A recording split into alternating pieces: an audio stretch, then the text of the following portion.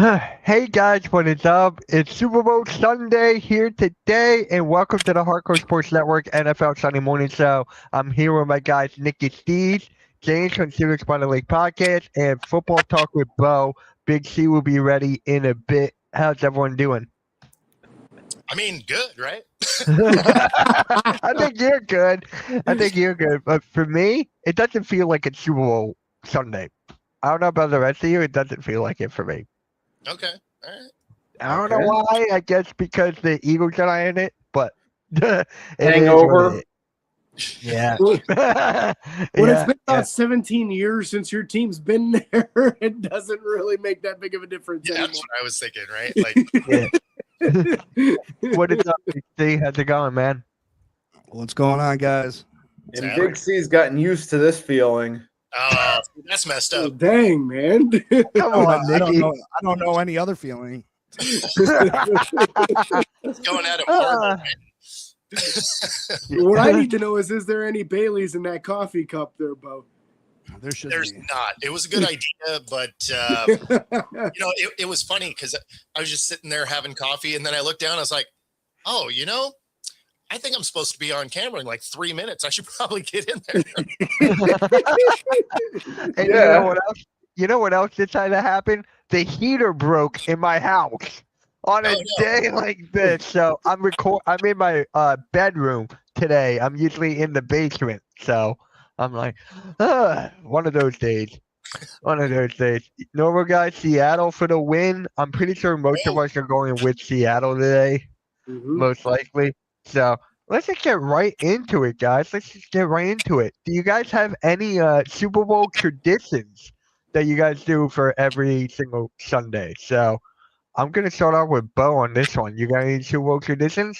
Yeah, it's so sort of, but it's not one that you would think. It's because it seems like for the last 5-6 years, there's been people that are like, "I'm boycotting the NFL and whatever." So I have a tradition of just like clowning those people the entire week going. You guys are full of it. There's nothing that's going to happen that's going to make you actually boycott it. Calm down. All right, Big C, you got any traditions for Super Bowl Sundays? Yeah, contemplating if I should still try to be a Dolphins fan or try to support another team because this is getting old and it's I don't know if I'm ever gonna see something different than what I've experienced so far in my life. I've been a fan for 37 years, and I've yet to see my team in the Super Bowl. And I've consistently hoped and prayed that eventually it'll happen. Well, now I'm starting to get up there, and I'm starting to question whether it's going to happen. So I do wish I could maybe support another team. It's just not in me to do. I contemplate it every year. You know what bothers me the most? When people have two teams, like two favorite teams.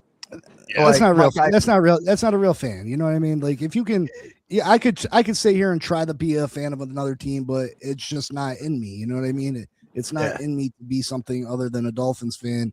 And that's when you know the real fan. If you got three teams and I got an AFC team and an NFC team, or you know what I mean? Like, come on. Yeah. There's certain players I may be fans of. I wish them success, but not teams. Like there will be elements of teams that I like, right?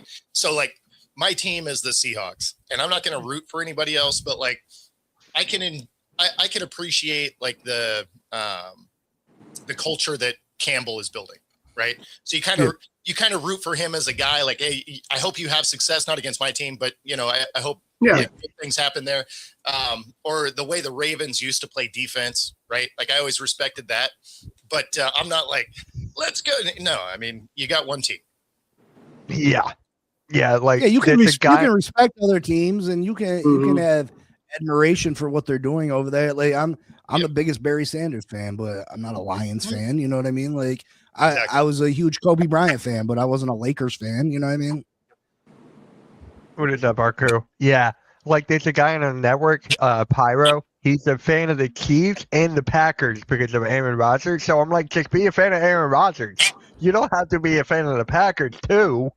Like, just be a fan of like a certain player, like what Nikki said. Like growing up, I was a huge fan of Adrian Peterson, but then after what happened, I dropped it. So I'm like, yeah, I'm an Eagles fan, diehard. You see the jerseys behind me, so it makes a lot of sense. So, James, you got any traditions there? Overeating. That's the big one. If I find myself in a social atmosphere with a bunch of other people at a Super Bowl party, I will eat until I can't put anything else in my mouth. I have no control over that. We're going to talk about food in a little bit as well. So, Nikki, you got any Super Bowl traditions there? Yeah, unhealthy eating, either pizza, chicken wings. Recent years, I tried to limit it to smaller portions, but it is a Super Bowl tradition. You know what? Let's just get right into it then. What's your guys' favorite food on Super Bowl Sunday? Let's just get right into it, because for me, it's like, I guess it will be pizza for me. I don't know about the rest of you guys, so I'm going to start off with Nikki, go the other way. Nikki, Super favorite food? Well, I kind of just said it. Chicken wings. I mean, True. James? Around here, I don't know if it's real popular in other parts of the States or not. Buffalo chicken dip is a huge thing around here. We love that stuff. So, yeah. Buffalo chicken dip. So there you go. Dropped it. I mean, that's Pittsburgh also, though. Yeah. Big thing up here. We love that stuff. James? I mean, not James. Oh, my God. Bo? Yeah, I mean, I'm always good for some wings or, you know, a lot of times we end up having like a taco bar or something too. You know, the things that like you can eat over a few hours. I'm always surprised when people make something that's good for like 15 minutes and it has to be hot. It's like, there's a lot of game left. Like, I don't know. We're like, it's always good. It needs to keep in a crock pot, right? Yeah, right. Or nachos. Nachos are cool. Yeah, for sure. All right. Big C, what about you? I mean, you do the pizza, the wings, maybe meatballs in the crock pot, little smokies in the crock pot, something like that, you know. Just the finger foods that are accessible and you can keep hot for long periods of time, you know. Yeah. Yeah, Super Bowl's definitely the best, and you got to make sure you order quickly. You don't want them to be waiting in line forever. Like, that's the worst thing, to be waiting in line before the game. What do you think, James Pierre-Newton? Am I? Oh, the defensive rookie, he just got an assault charge. Oh, I forgot about that. Yeah. Okay, so if you want, I forgot about that. Yeah, that just happened like yesterday or the day before or something. That's real recent. So. Oh wow, yeah. Well, he's done there, so there you go. There you go. Meatballs in a crock pot, shrimp, James Pierre Jr. There we go. I got confused. Yeah. So yep. Damn, that's crazy. So it is what it is there. Yeah. Walk away, man. Walk away. If it's getting confrontational, get the hell out of there. Yep. Yeah. I feel bad with him, so I feel bad for him. So do you guys have a favorite halftime show for the Super Bowl? For me, it's actually Prince. Yeah, Prince was great. Yeah, that was mine. If you guys have any other ones, like today, I don't think anyone's looking forward to today. Bad Bunny's my dude. That's the thing that's funny is I know a lot of people stoked to watch Bad Bunny, and people are freaking out. Like he was already involved in one. Like, he was on the stage with Shakira. When was that? I forgot that. A few years ago now. Yeah. Yeah. I'm sorry, if your music's not in English, you shouldn't be doing it. You know what I mean? Like, if we can't understand what the hell you're saying, you shouldn't be the halftime show. Speak Spanish in like half the world. Like, I don't give a fuck. Football's played in the United States of America. I speak. You know what I mean? Like, come on, go sing for the World Cup, the soccer. Sing for something else. But Shakira's songs were in Spanish. Well, she can shake her little hip somewhere else too. See, there it is. I listen. It's not just because he's a dude. You know what I mean? Like, I don't know what the hell you're saying, bro. Like, you know what I mean? Like, half the songs on my Madden game playing, I don't know what the hell they're saying. Like, there's so many different artists that, you know what I mean? Like, and not to take anything away from his talent and what he does, but come on, like, this is it's America. You know what I mean? Yeah. And pretty much. I mean, this might be for certain people kind of like a stick it from a political standpoint, but using Bad Bunny to stick it to a certain crowd. I mean, possibly too. So I mean, he is a U.S. citizen. Puerto Rico's, and we know how divisive it's been over the past year. Like I've really enjoyed the like he's a foreigner. It's like he's not. He's not. Yeah. He was born here. And technically, it is a U.S. territory being Puerto Rico. So yeah, cool. But you know what I mean? Like, you know what I'm saying? Nothing to do about race or ice or nothing like that. You know what I mean? But shit. Yeah.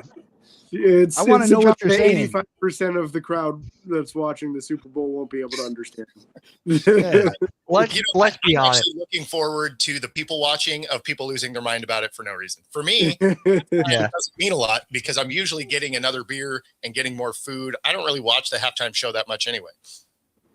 I watched the year Kendrick was doing it. I thought Kendrick was awesome, but most years I don't really care for it.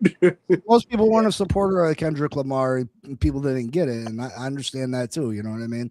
And I think it should be something that everybody can, relate to. It's obviously people have their preference in music, but you know what I mean? Like my favorite of all time is the Michael Jackson '93. You know what I mean? Like I think Michael was internationally loved. You know what I mean? You know what I mean? Everybody respected Michael Jackson's music, and I think that was the greatest halftime to me. And then the national anthem is Whitney Houston. You know what I mean? I think nobody gonna beat Whitney. No. Wasn't the Beatles on top of a roof for one Super Bowl halftime show or something? Well, Michael was on top of the roof. Well, they had 4 different people. He popped up at the top of each corner, and then he popped up the screen, the stage. Right. You had Paul McCartney from the Beatles did that Soul show that one year. The Eagles Patriots first time around. Yep. Usher. I like the Usher one too. I forgot about that. That was pretty cool. Of course, you had Dr. Dre, Snoop Dogg, Eminem, Ken. That was a good one. And that was a good one. Yeah. Come on, 50. That was a good one. You guys all enjoyed Janet. I was gonna say that. I was gonna say that. I was like, hopefully there's not any malfunctions. I was gonna that was actually Justin Timberlake's halftime show, but yeah. Was he there? It was the most important part of it. Snoop is one. Prince is another. Yeah, that was my favorite Justin Timberlake played a role in that too. Yeah. Yeah, the most important role. Yeah. Pretty much. So let's get into some news here. It looks like Las Vegas Raiders are going to hire Clint Kubiak as their next head coach. Yeah. That's honest. I didn't expect that. So what do you think about that? I'm going to start off with James on this one. I think that he would have been a hotter commodity had the Seahawks not had such a late run into the playoffs. I think a lot of teams would have been all over him. And Pittsburgh was one of the teams that wanted to interview him, but because of some funky rules in the fact that they didn't have an opening going into the first round of the playoffs, they couldn't interview him until like after the Super Bowl. So I think it's no surprise that he's getting one of the jobs, and a good move, right? You want an offensive-minded quarterback specialist, that can go in there and help your rookie quarterback, because that's exactly what you're doing. You're starting from square one. The assumption is Fernando Mendoza is going to be the pick. This is a great move, bringing a guy like Kubiak to try and develop him and get the most out of him. Let's go with Bo on this one with Clint Kubiak. Yeah, so it was funny because the Steelers did have interest, and then for whatever reason they were slow to move, because during that initial bye week for Wild Card Weekend, he did take a couple of interviews with Baltimore and Tennessee, and one other team. I forget who it was now, but decided not to move forward with any of those. So then I was thinking, oh, okay, it's either going to be the Raiders or he's coming back, right? Because he wasn't taking Arizona. So that's an absolute dumpster fire. Yeah. But, it makes a lot of sense, right? Like you go to the Raiders, You have the number 1 overall pick. You have the second most cap space to play with. You have Crosby. If you retain him or if you move off him, you're going to get a ton of picks for him. You got 2 good tight ends. You got a good running back. Like there's elements in this team that are, beneficial.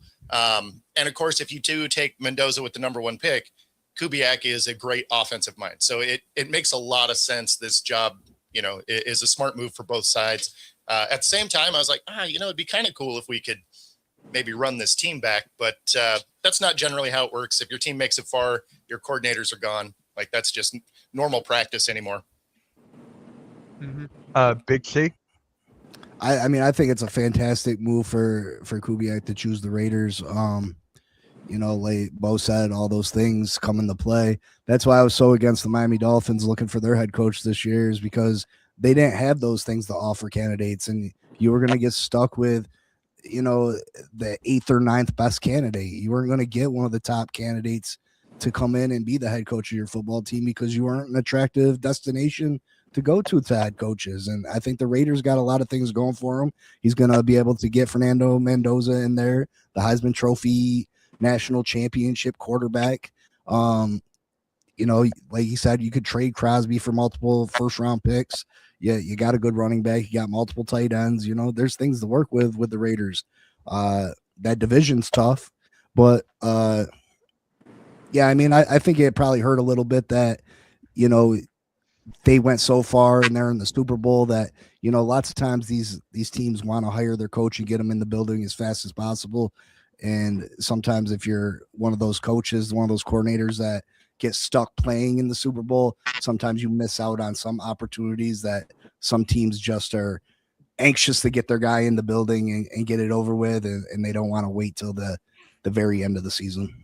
So let me ask you guys this, because this is the way I wish it worked for college too, honestly, is it should be essentially like a no tampering for everybody until after the Super Bowl, or in college after the national championship, right? Like you shouldn't be able to steal people's coaches and distract them from the task at hand, on a playoff run. Like I wish they would just move that date, because if you want somebody on the championship team, you have to wait anyway. So they should just make it, everybody has to wait until after.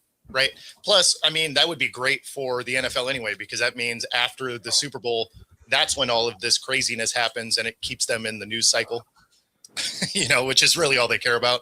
So I don't know. For me, I wish they would push that out so that, it was just kind of a uniform date. Yeah. I think the problem is the calendar. If they do that, then they have to probably push back these college all-star games too, because you want your coaching staff at the college all-star games, the Shrine Bowl and the Senior Bowl, to evaluate the talent to see who you're going to pick. And those both happened already. So if you're going to do that, I think it's a good idea to do so, but you would have to push the Shrine Bowl and the Senior Bowl back past the Super Bowl, in my opinion, because they're just such huge events for evaluating talent. I don't know. Wasn't the Vikings GM at the Senior Bowl and then they fired him before he got back? Yes. Like, There was. But also take that information somewhere else. Well, that's not that big of a pushback. What was the Senior Bowl last week? So yes. Yes. No, exactly. So what are you pushing it back 2 weeks? 2 weeks. Exactly. Exactly. Yeah, I honestly don't know what to say about that, but Nikki, what is your thoughts about Clint Kubiak? This does have potential, of course, but there's always that question of, can you transition from coordinator to head coach? Because we see it doesn't always work out, but sometimes it does. It's one of those hit and miss, wait and see type of deals, because you really don't know until you start seeing them in the locker room on how they pan out in that transition. So, as always, it's got potential, but we still got to wait and see how it actually plays out. To your point, like it can even start off a little shaky. You could come out and be like Duval, and then still a good year. Right. Yep. So you The Browns defensive coordinator has resigned like abruptly. Yeah. So is he gonna go anywhere? I'm gonna start off with Nikki on this one. Is he gonna go anywhere on this, or is he done? I mean, has there been any reports of him having any health scares or anything like that we know? He was of? upset. He was upset that he didn't get the head coaching job. Yeah. Jim Schwartz Yeah, thought that he should have been hired as head coach, which he probably should have been. Well, he was probably that, and he was probably frustrated with the Browns as a whole anyway. So No, it was 100% because he didn't get that job. 100%. Yeah. And then on top of it, he's like, wait a minute. I've been here busting my tail, making this defense a formidable force. I played a big role in you guys getting to the playoffs a couple seasons ago alongside that magical run of Flacco. I've been the most stable on the coaching staff, and you decide to go outside the realm, promote somebody else. It's like, no, I'm done with this. I'm going to look for some new opportunities. Well, they also did him a little bit dirty because there were other places that were interested in having an interview with him, and he was kind of in on being the Browns, and the Browns didn't do it, but they waited long enough that the other opportunities were already gone.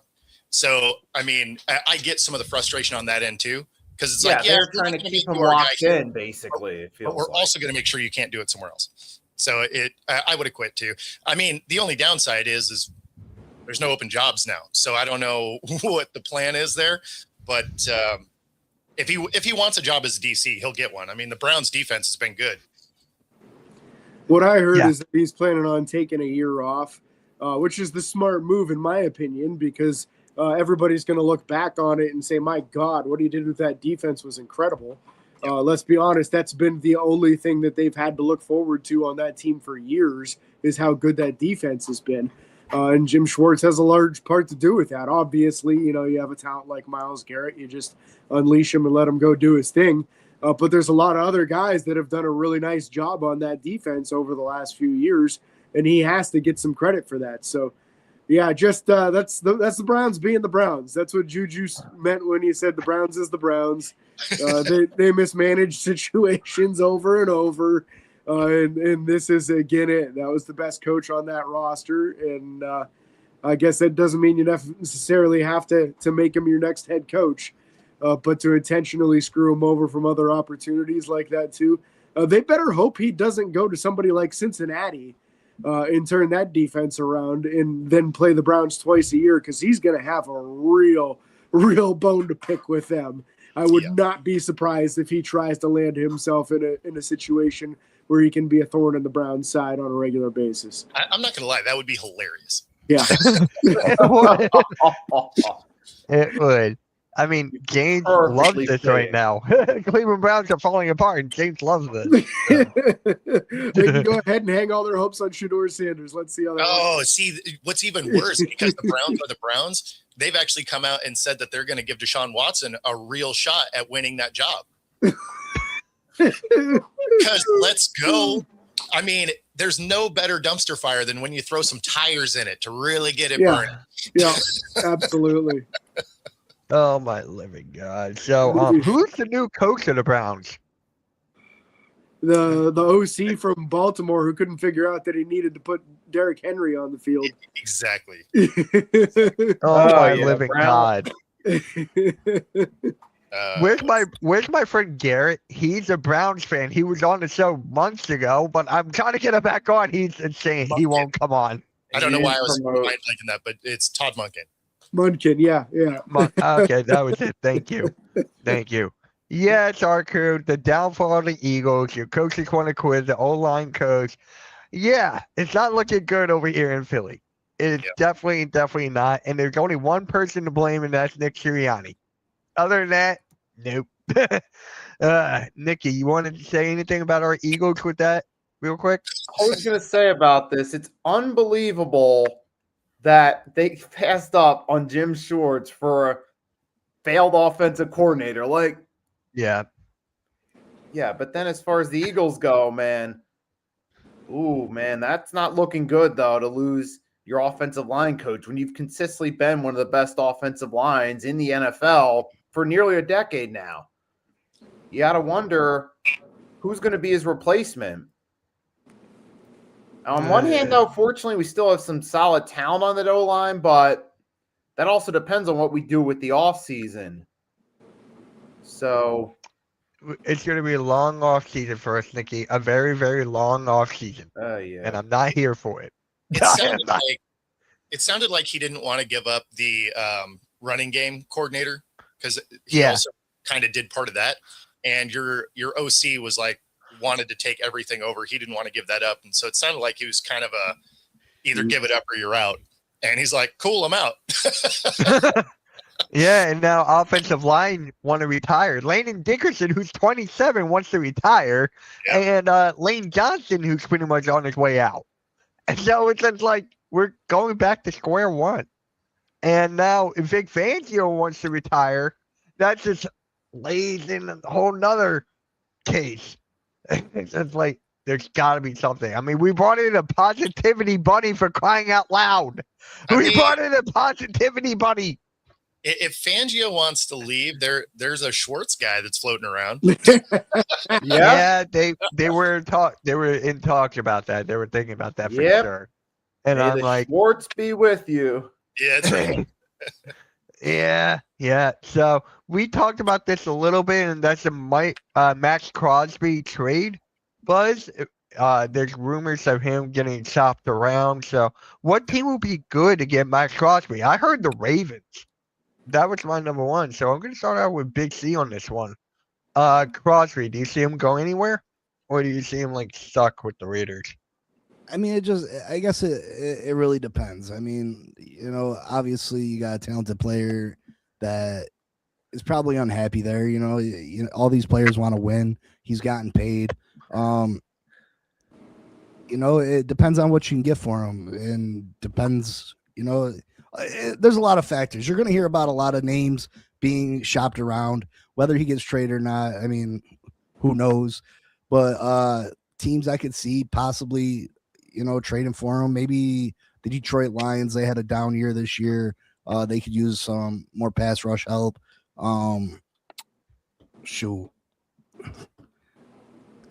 I mean, I don't know. All right. I'm going to go with Bo next.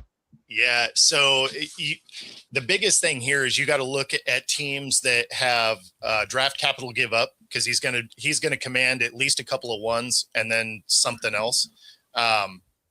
And then they also need cap space because he makes a lot, right? Yeah. So a team that could use him, could afford him, that I really don't want to see him go to is the New England Patriots. They have a ton of cap space.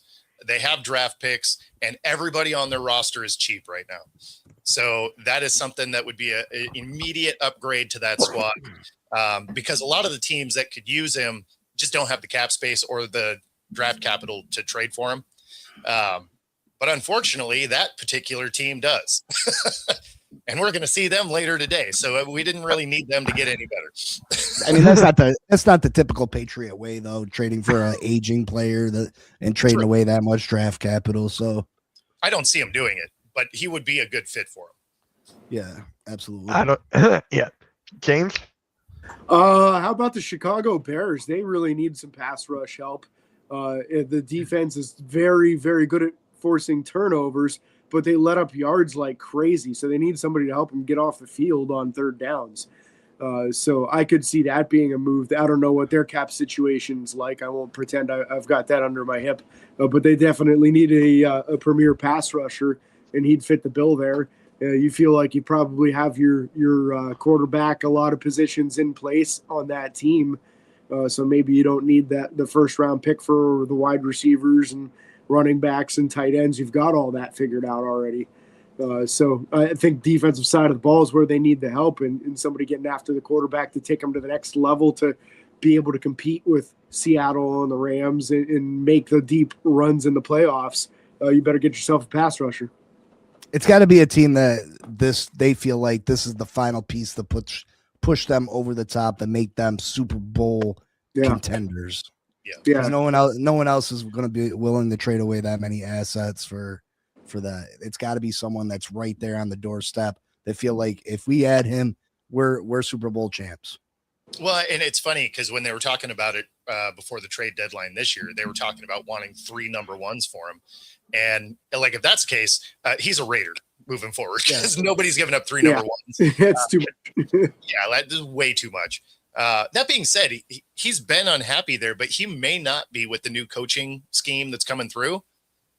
Like, he may want to hang out and see what that's about. Mm-hmm. Yeah, I like that. Nikki? It's a good, interesting question. I mean, you could see the Patriots, but some of the teams that have draft capital but aren't the most appealing in the world, but in space, like the Jets. You really think he's going to want to go to the Jets? No. Or even the Cardinals? I wish the Jets would trade their 3 first-round picks for Max Crosby. Do it. Hey, that does sound like a Jets thing to do, though. Yeah. I hope they do. Go ahead. Yeah, or a team like the Cardinals. Do you really think that's going to be his ideal spot? I mean, unless he goes to the Patriots and they're willing to do it, it's kind of tough to find a team that, is going to take it. Unless a team that's willing to go all in to bolster their defense, like maybe the Panthers, which I don't know if they're going to do that or not, but unless a team like that's willing to go for them, it's really hard to see an instant, actual potential good team you could go to beside the Patriots. Well, and a lot of the good teams don't have the cap space for him anyway. So even if you had the draft capital, you couldn't pay him. So I was Jets thinking careers pretty much. Yeah. Yeah. So yeah, our crew, yep. What about the Houston Texans? Is that one you would think, or is that not? They're already pretty good at pass rusher. Yeah. I mean, that's just I feel like that's just, But Janelle Hunter and Will Anderson, I don't see room for. But then you have to give up a younger pass rusher to get a veteran in Max Crosby, who you don't know how much longer he's got as far as being elite player goes. I mean, don't get me wrong. If you somehow added him to that defense, that is ridiculous. But they don't really need him. I mean, they had one of the best pass rushes in the league anyway. But yeah, if you put him on that roster somehow, go get Garrett too. Why not? Just the all Madden D line. Let's go. Oh my God. Yeah, and I looked up Crosby's only 28. I thought he was older than that. I thought he was at least 30. I mean, Vegas will age you. Yeah. he used to do drugs too. Fair. No, Gregor, I did not. Did anyone watch the flag football pro game? No. I didn't. Yeah. I couldn't either. I couldn't. Legendary threw a pick 6. Yes, he did. Yes, he did. The thing that's funny, right? So over the last few years, speaking of the Pro Bowl, so in 23, they had like 6.5 million views. Right. 24, it was 5.7. 25, it was 4.7, and then this year 1.9 because you hit it on a Tuesday. Like, what are we doing? Yeah. So The fact that it was on a Tuesday is just hilarious. I think they're finally just trying to snuff it out. They're just like, you know what, this thing is a loser. Let's just eliminate this thing. Yep, turn it into an awards ceremony and be done with it. Exactly. Yeah. I would do the skills challenge, quarterback challenge from back in the day and stuff like that. But as far as the game goes, I remember being a kid and watching these guys try to take their heads off, each other's heads off still. You know what I mean? So the fact that this Pro Bowl game is went down the drain like it has is absolutely embarrassing. I mean, the last few years when they were wearing helmets and pads, they weren't tackling. They weren't. There was zero effort given. I mean, we're in a soft generation. You know what I mean? Back in the early 90s, these guys were out there rocking people, rocking them. You know what I mean? And it's just a different day and age. When you think back to that era, because I agree, that was the last time that this game was any good, and it was still played in Hawaii at that time, right? So the guys wanted to go. Plus, the way they got paid was so much less than that. The $50,000 for winning the game was significant. Like, you wanted to win that game.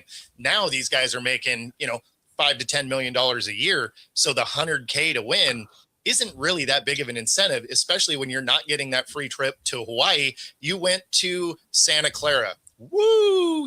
That's why so many people bailed out, which is why you're seeing guys like Shador get in, or Tyler Huntley a few years ago. Flacco. Yeah, well, I mean, Huntley was the most ridiculous one because Yeah. he played 5 games and threw for 600 yards, right? Like that negative. It was 2 touchdowns to 3 picks too. Exactly. A losing record in those games. Shador, 1,400 yards in 7 games and a negative touchdown to interception ratio. I mean, you're not seeing the best of the best anymore because you got guys like Trevor Lawrence. They're like, yeah, no, I think I'm good. Like, so yeah. It's just crazy. I don't know. You guys know that the YouTubers do like a big flag football game there. It's like for all so, and it's just like that gets more viewers on YouTube than the Pro Bowl. Yeah, because people want to. Like that is just crazy what the numbers they pull there. So I don't think I'm ever gonna watch the Pro Bowl again. I don't think so. I don't know. I remember it used to be the Grammys or the Pro Bowl on the same night. And then it was just like, I would go to Pro Bowl, but now I'm going to Grammys. Bring back the old, yes, Vic, bring back the old ones. It's not going to happen. Yeah. Sadly, that's never going to happen because for them to be incentivized the same way they used to be, the winner would have to be making like $5 million. Yeah, that's what I was thinking is that you need to up the ante. It needs to be at least like $500,000 for the losers, $1 million per player for the winners, for it to be enough for them to even consider it. It needs to be equal to like a 1-game paycheck for these guys. Otherwise, it doesn't make any sense. And with guys making $40 million a year, good luck trying to do that on a Pro Bowl. Yeah, it's kind of like what the NBA is doing. The NBA is trying to change it up with like a target score, and they're trying to make it more competitive. Because I forget what the win. Nikki, do you remember what the winner team gets for that? Don't they get paid, like extra money for that? Something, but I don't know the exact numbers. Yeah, but my point is they're changing it to try to make it better. The NFL is not doing anything with the Pro Bowl. They're making it worse. So I'm just like, Pro Bowl used to be my favorite thing. It was that NBA All-Star game. Now, duck, dive, deep dive, and dodge. It's First off, the Pro Bowl shouldn't be optional, in my opinion. I think if you're voted into the Pro Bowl, you owe it to the fans to show up and perform. Yeah. Yeah, that's fair. It could make it a lot more fun. Obviously, the game itself is a complete waste at this point. Some of the skill stuff they used to do, they could bring back, like a competition of who can bench press 225 the most times. Get your biggest defensive and offensive lineman out there on the bar, and let's see what they can do. The NFL's fastest man, they used to do a relay race. Well, not even a relay race. It was 4 guys in a track competition running at the same time, different events in like your fastest wide receivers, DBs, running backs, whoever wants to participate in it. And you get down to the final guy, and then you had your fastest sprinter in it. But you still got to force them though, because the top ones are so worried about their image and being embarrassed. You know what I mean? Yeah. Like I truly believe some of the fastest players wouldn't participate because I don't want people to think I'm not the fastest. I can continue to say I'm the fastest if I don't race. You know what I mean? So I think if you're voted in, you need to. But I agree. The skills challenges, the bench press, I would watch that. Yeah. The quarterback challenge from the early 90s. I used to have a Super Nintendo game, the quarterback challenge. Yeah. Like that was fantastic. You know what I mean? I remember Marino hitting the farthest target bullseye to win it against Craig DeBerg, and he didn't make the money Marino was making, so he was counting on that bread, and Marino took it from him. Marino ended up cutting him a check for $17,000 because Marino's a good guy, you know what I mean? But yeah, bring that stuff back. Who can throw it the farthest? You know, you get Josh Allen and Patrick Mahomes out there, and you know what I mean? I mean, probably one of the biggest things was as soon as they moved it before the Super Bowl, you eliminated half of the guys that would have been in the Pro Bowl because your Super Bowl teams are generally littered with Pro Bowl talent. Exactly. So you're already watering the product down by eliminating every, Super Bowl team. And then it's optional. And I mean, it's just become an unwatchable product. And then they make it flag football and you're just like, yeah, who cares?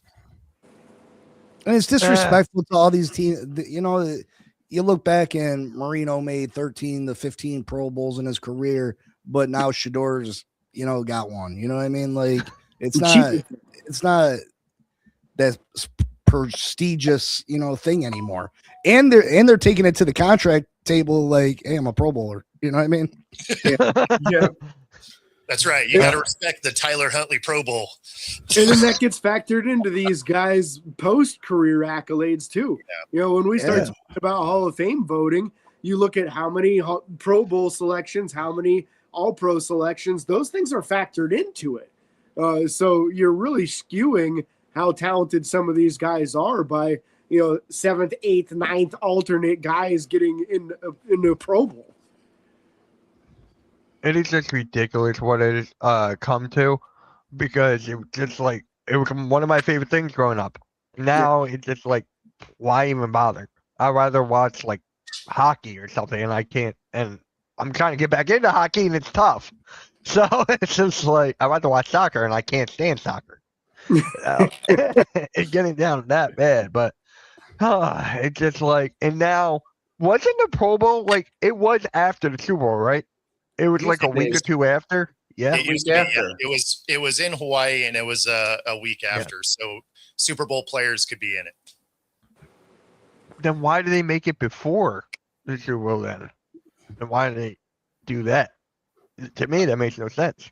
Yeah, I mean, they've just slowly been killing the product. Because the front office are a bunch of morons, and they thought it'd be a good idea, and they yet to realize they made a mistake. And people can be done for the year earlier too. You know what I mean? They can, all those players can be done 2 weeks earlier instead of waiting a week after the Super Bowl to go on their vacations and start their off season plans. You know what I mean? So it definitely gives them an extra 2 weeks of off time. Yeah. Yeah. I'm actually going to watch a college basketball today. My Michigan's playing in it, so I'd rather watch that than the Pro Bowl. That's like, God, I hate it. I just freaking hate it. My buddies loved it, so it is what it is. All right, now let's get into the Super Bowl talk. The Super Bowl preview. Seattle Seahawks take on the New England Patriots. So we're gonna start off with Nikki on this one. What does Seattle have to do to win? We're gonna go Seattle around, then New England around. Main thing they have to do is be able to score points and not turn the ball over, because chances are most likely their defense is going to do good against the Patriots. But I feel like if you just score points along with your defense playing up the expectations, that's a quick way to set the tone in your favor and force Drake May, who hasn't been great in the playoffs, to have to step up in the biggest game of his career. And that could easily give the Seahawks an advantage right there. Force Drake May to play under pressure. We'll see what they can do. And we saw Darnold in the conference championship have the game of his career, and he's got the weapons to do it. And plus, he's still got Kenneth Walker healthy. So there's definitely the potential for them to do that on offense. It's a matter of getting it done and scoring points to set the game in your favor. Especially if Rashid Shaheed can have a big play on the first drive like he did the last two games. That'll help. Score the most points by the end of the fourth quarter. That's fair. James? To me, they need to have a versatile attack here. Seattle needs to make sure they're spreading the ball around to everybody. I anticipate Mike Vrabel coming up with a good game plan to try to limit things for Seattle. I would assume that the focus will be on Jackson Smith and Jigba, and it should be. He's an incredibly talented player. But to me, I expect a big game out of Kenneth Walker. I think he's been fantastic this season, and especially in the playoffs. He's kind of shown everything that made him such a highly valued prospect when he came out in the draft. I love his style and how quick and sudden he is. With a breakout game today, that dude's going to get paid. So that's my thing there is I think if you can get that run game going and get them out of their game plan, Seattle could really run away with this thing, in my opinion, today. My biggest concern for them is what's the health status on Nick Eamon-Warry. So I'm excited to hear what Bo knows about that, because I know he's got the ins and outs of what's going on there. Bo? So to address that, so he is good to go. They were worried initially because it was the same ankle he had a high ankle sprain in earlier in the year. This is a low ankle sprain. he is clear to play. So I imagine it's going to be a Toradol shot and about 2 rolls of tape. He's going to be out there. So fully expect him to play. For Seattle, it's Darnold taking care of the football is a really key element. He's done a great job of that in the postseason, but New England's defense is no joke. So, he's going to have to be smart with it. I actually don't expect Walker to have a huge day. I think he's going to be about 60, 65 yards, but there will be very important runs, and it'll open up an element of this game that I think will probably throw people off a little bit, but is AJ Barner probably going to have really important catches in this game, because he'll be in, since they use their tight end as a true tight end where he's lined up tight to the line, where he'll be in these stunt blocks where he gets to leak out into a middle zone. And I could see them picking up crucial first downs with AJ Barner out there. I expect New England to bracket cover JSN. So it's really going to come down to, can Kupp, Shaheed, and Jake Bobo kind of take over this game across the middle? Because that's where you're going to get some of your best plays out of the Seahawk offense. Mm-hmm. Big C. I think if I'm Seattle, I'm making Drake May beat me, and the same thing for New England. I would make Sam Darnold. I'm putting pressure on them quarterbacks to beat you. Both teams can run the ball very well. I'm making Drake May beat me with his arm. When against the Broncos, he did damage with his legs. Don't let him get outside the pocket. Don't let him get easy first downs. And Sam Darnold, if you put pressure on him, Sam Darnold's seen ghosts before, and he's played fantastic this year, and that was a long time ago. But that Sam Darnold's still in there somewhere, and I'm trying to bring that out of him if I'm the New England Patriots. And Mike Vrabel definitely knows how to come up with a defensive game plan to do that. Seattle, I would try to jump on a lead early, get that young quarterback stressing, getting in his nerves, getting in his head, making him feel like he needs to make a play, and hopefully they can force a mistake and a turnover. So New England hasn't been very good against the upper echelon teams this year. They had a very easy schedule, even into the playoffs. They went, CJ Stroud basically handed them the game in the second round. And then the Broncos, they went up against the backup quarterback. I truly believe Bo Nix played in that game. This would be a Broncos Seattle Super Bowl. So I like Seattle in this one. Again, it's going to come down to these two quarterbacks. I don't think either team's going to run for too many yards. These coaches are smart enough to know how to limit what these other teams do good. It's going to come down to what quarterback makes a mistake and which one doesn't. Mm-hmm. All right, Nikki, what about the Pacers? What do they got to do to win? Basically, it's mostly going to come down to defense in this one. Like Big C said, if you can put the pressure on Darnold, get in his head and force him to avert back to Jets form, then from there, you got a pretty good shot. I mean, you take some of the pressure off Drake May, which helps on the offensive side. So it's really going to come down to defense and stopping the Seahawks to set the tone, tying into what I said the key for the Seahawks is, which is to score and set the momentum. On the flip side, Patriots stop them. That takes some of the pressure off the offense, and you can use that momentum going forward. Mm-hmm. James? So for me, for the Patriots, you need to have excellent performances out of Christian Gonzalez, and out of Carlton Davis. They need to lock down their wide receivers one-on-one to allow you to kind of limit the Seattle offense in other areas. And if I were New England, I would be attacking that right guard, Anthony Bradford, all day long. If there's a weak spot on this team, that's it right there. Go after the right guard, blitz that gap all day long, and stress him out. There's been some real lights to him this year that if you can look at it from an entertainment perspective have been very funny. But if you're Sam Darnold, it's not so funny. So that would be my strategy, is try to stress that man out, because he's probably made the most mistakes of anybody on that team this year. But Gonzalez and Carlton Davis have to play out of their mind good, I think, for New England to win today. Yeah. And Nick, halftime is probably yelling about how Bill Belichick should not be in the Hall of Fame. That is where he is probably. Right, just ranting nonstop. So, Bo, what do the Patriots got to do to win? Yeah, I mean, so to your point, Bradford is a problem. But if you look back at the NFC Championship game, they didn't play him. Oh, so, for real? Yeah. Smart move. He was a little bit banged up. They went a different direction, and then all of a sudden the offensive line performed way better. I expect Bradford to have a very limited role in this offensive line for that exact reason. But, probably a key element for this is going to be, to Big C's point, they can't fall behind early. If they fall behind early and you have Drake May trying to press, he will make mistakes. We watched that through the playoffs. This is a defense you can't make a lot of mistakes against. So he's going to have to protect the ball well.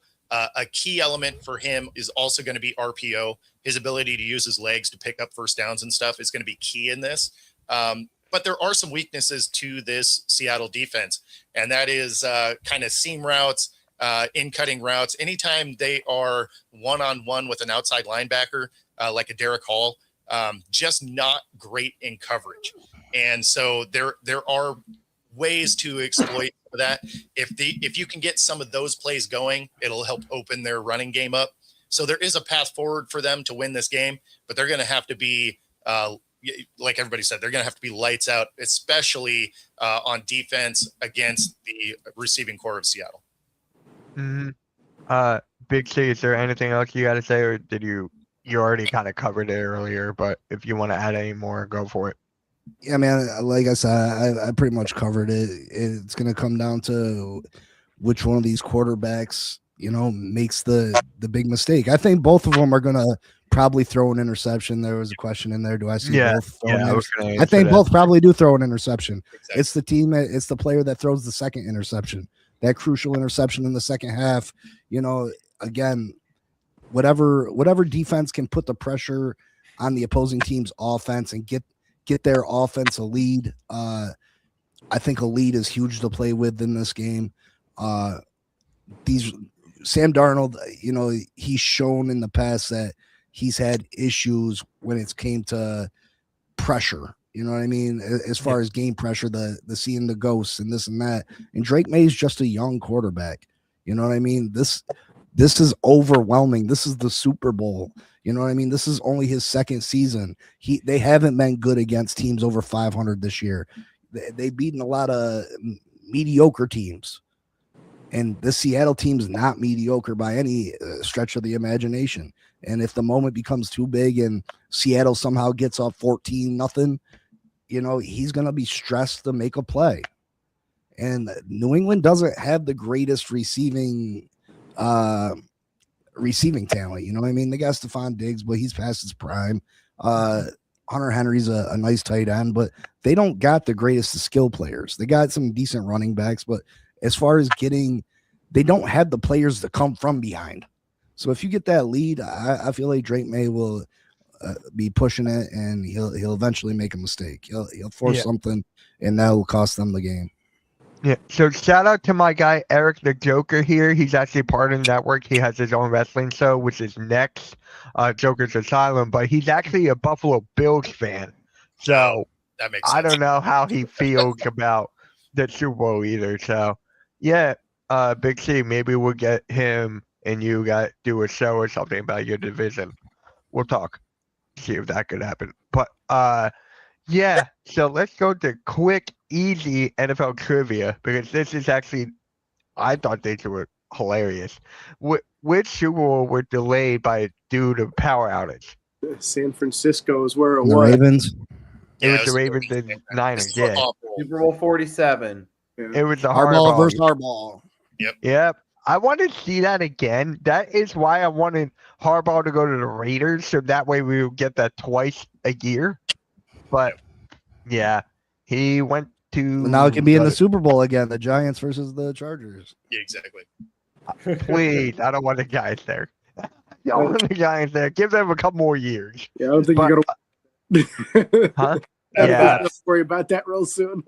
Yeah. Which team completed the only undefeated season that capped with the Super Bowl? I mean, Big C has to answer that. Yeah, Come on, baby. You know what it is. You know what it is. The only team, baby. Yep. 72 fins. That's why I had to bring it up. And then, which team beat the Patriots to end their perfect season? The The Giants. Giants, Super Bowl So 42. there you go. See, quick and easy. So let's get into the predictions and then the scores. So if you guys want to put a score prediction, I'm going to put them down here and see whoever gets the closest. So for me, I got Seattle winning. I got Seattle 24-21. I think it's going to be very, very close coming down to the wire, and hopefully they don't, All right. We're going to start off with Big C and go around. I got Seattle 27-23. Nick Emery, Super Bowl MVP with 2 picks. Oh, let's go. Let's go. I like that one. All right. I'll put my MVP there too. For me, it was Sam Darnold. I feel like coming off of the best game of his career in a championship game, he just carries over. So who's yours again, Big C? I'm going to write those down as well. Nick Emery. He's going to How have do you 2 spell? picks. How do you spell his name? Good luck. E-M. ANWORI. Got it. All right. Bo, you're up. Yeah, so I'm going to go with Darnold just because that'd be a good story for the MVP. And then I have Seattle 27-24. So I think it's going to be a beautiful kind of game, which means they don't cover, right? That means Patriots cover, and they hit the over. Got it. James? I'm taking Seattle as well. I'm going 31-20. And I'm sticking with Kenneth Walker for my MVP. I think he gets in the end zone twice this year. Nicky, you gotta take the Patriots, or we're jinxing shit. I know. I'm sorry, but I'm going to go with the Seahawks by a score of 27-13. I feel like the second half when they start to take the game more in their favor. Yeah. What was your First score half's a again? little I'm more sorry. close, but then second half they kind of take it away. Nicky, what was your score again? 27-13. I feel like the second half is when Seattle starts to really take over. First half's going to be a little more competitive. Yeah. And then I hope you two are right, because especially if they can get that lead early so that I can have like less stress and just like enjoy some wings and beer. Nicky, who's your MVP? Who you got? MVP in this one? I'm trying to think. I'm probably going to say it's probably going to come on the defensive side of the ball.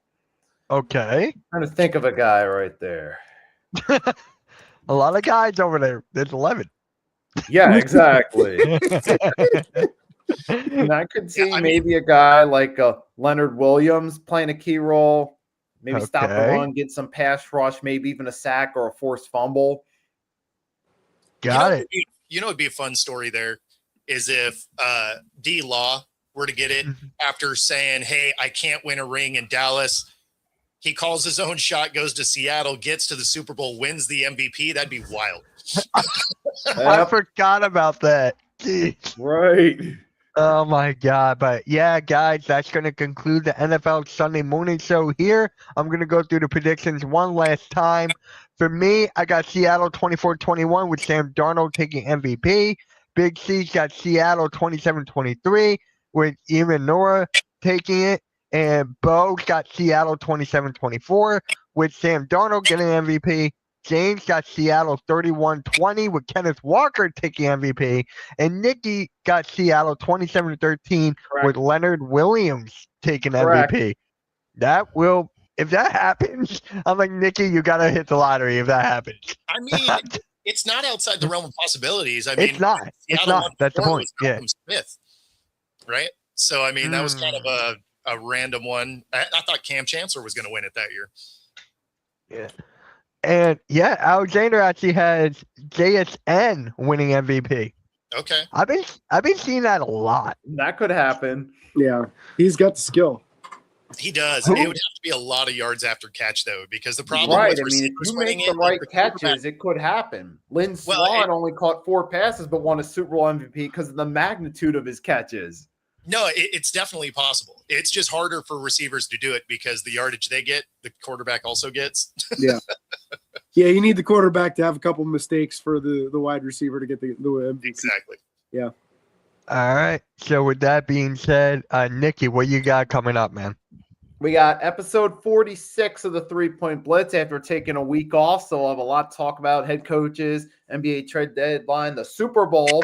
And then at night, me and Agent Warrior X, we're in the same time slot we did the NFL Pick'ems, but we're doing a new show, Everything on the Table, where we're going to expand the subjects past football. So stay tuned for that. That one's at 8 p.m. on Tuesday as well. All right, James? Off season is in full swing for us. Mm-hmm. So the NFL Scout Combine's coming up soon here. We're kicking into mock draft season too. So we're going to start doing a lot of mock drafts on the show. Every Saturday morning, a new episode with stuff in between if something pops up. All right. Bo? Yeah, quick shout out to ESPN Radio in Jacksonville and Fox Sports in Reno for having me on the last 2 days. That was awesome. And then back to just normal shows this next week. So just the normal daily show and stuff. My schedule gets to calm down. I might actually get some sleep. It's gonna be amazing. And Big Steve, what about you, man? Oh, just in constant misery, trying to figure out what my Miami Dolphins are doing.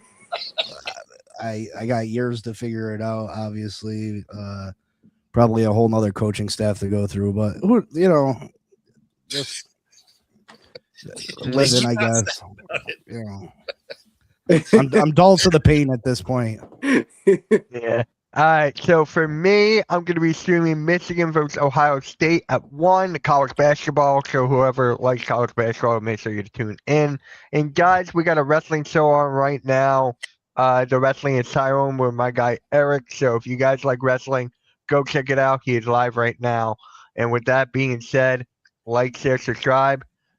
Everyone have a fun Super Bowl Sunday. And yeah, let's go. See you out later. Peace. Good luck, guys. bud.